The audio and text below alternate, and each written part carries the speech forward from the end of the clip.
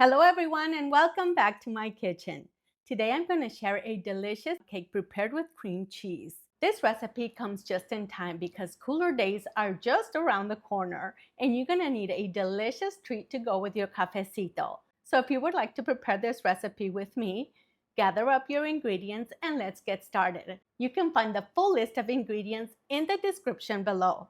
But make sure you watch the complete video so you can see the step-by-step process. Let's get started. To prepare the recipe, you're going to need 2 cups of all-purpose flour, 1 cup of granulated sugar, 3 large duck eggs or 4 regular eggs. As you can see, the duck eggs are much larger than the regular eggs. So if you're using duck eggs, use 3 only. Half a cup of room temperature butter, 8 ounces of Philadelphia cream cheese, the zest from 1 orange or a lemon, 1/4 teaspoon of salt, 1 tablespoon of baking powder, and 1 tablespoon of vanilla.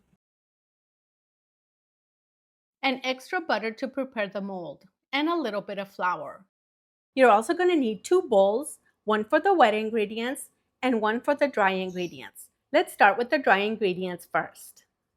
First, we're going to start by sifting the flour. If you don't own a flour sifter, you can use a strainer just like this one.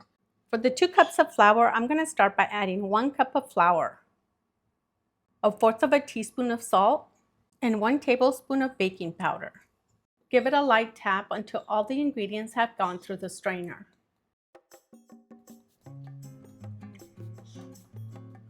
Then I'm going to add the rest of the flour.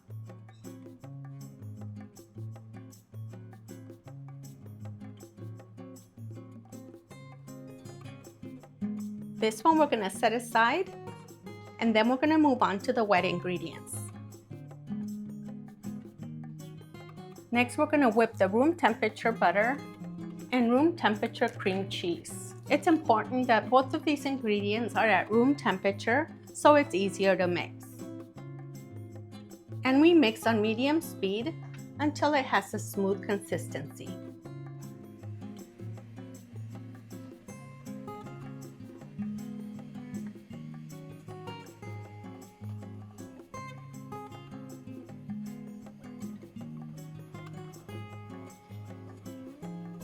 Once it looks like this, add in the sugar and mix until it's well incorporated with the rest of the ingredients.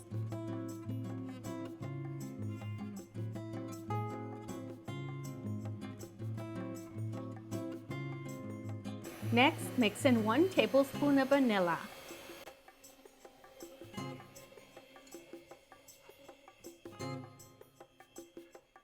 You can add the egg directly into the bowl, but I'm going to break them one at a time to make sure I don't get any eggshells into the batter, and also to make sure they're still good.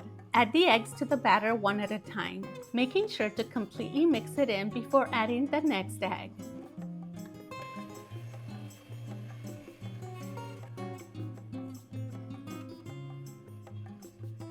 Lastly, mix in the dry ingredients a little bit at a time.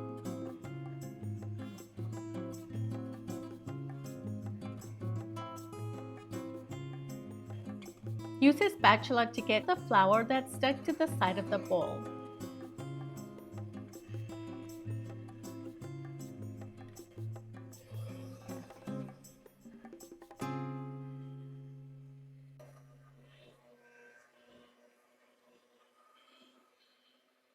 Gently lift the whisk to ensure all the batter remains in the bowl.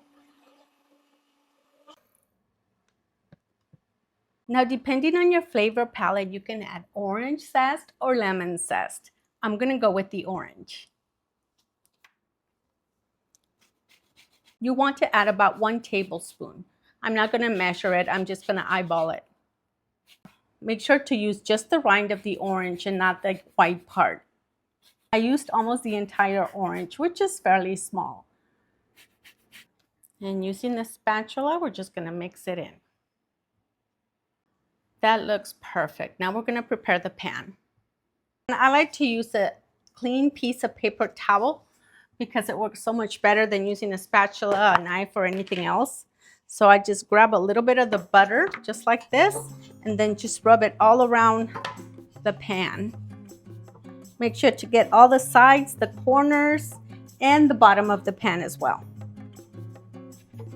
That looks perfect right there. Now we're gonna take the flour and we're gonna add it to the strainer. And then we're just gonna sprinkle it all around. To the sides, to the corners, all over the pan. Don't worry if you make a mess, you can clean it up afterwards. Add the rest.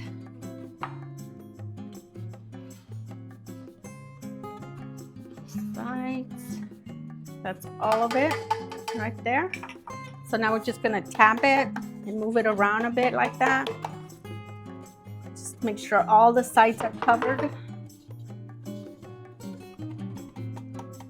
All right, then I'm gonna, whatever's left, I'm just gonna put it back into the bowl. Okay, now we're ready.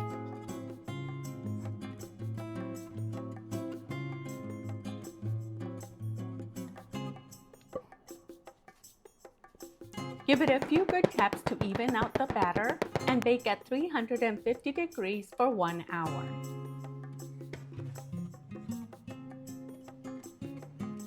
Y miren qué bonito quedó el panecito. I can't wait to try it. But we must wait until it's completely cooled down. Then we're going to remove it from the pan. Once it completely cools down, remove it from the pan and slice it into 1-inch slices. You are gonna love the flavor of this panecito because it tastes store-bought. At least that's what my husband said. If you try this recipe at home, please share your thoughts in the comments below. Thank you so much for watching and make sure to come back for more recipes.